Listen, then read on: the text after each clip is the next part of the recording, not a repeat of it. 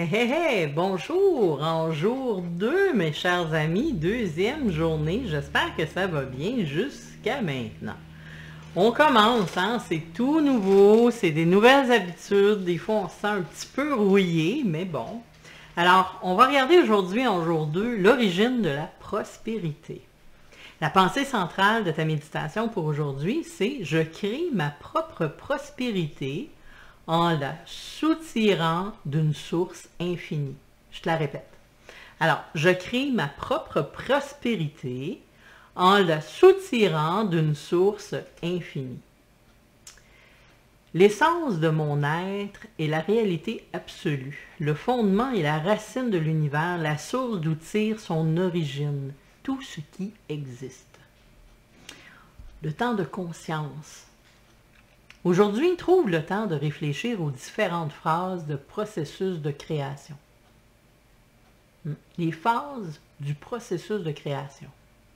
Pense à ce que tu voudrais réaliser et imagine de suivre les différentes phases de sa création. Par exemple, tu veux une maison. Imagine de creuser les fondations, de mettre en place les tuyauteries, l'électricité, de choisir le style, de repérer les matériaux, construire les balcons, mettre les murs, les fenêtres, les portes, le toit, etc. Okay? Rappelle-toi que le silence intérieur et le degré de conscience que tu atteins grâce à cette méditation sont à la base de ce processus. Donc, quand tu écoutes la musique binaurale, sente-toi sur cette musique, tout simplement. Et quand tu médites à la phrase « Je crée ma propre prospérité en la soutirant d'une source infinie », parce que c'est ta méditation, c'est cette phrase que tu vas méditer toute la journée. OK? Alors, regardons ensemble les 3 questions que nous allons répondre ce soir. Je te l'ai dit aujourd'hui, pour la bonne et simple raison qu'on veut y réfléchir et les garder sans l'imprégner aujourd'hui en nous. OK?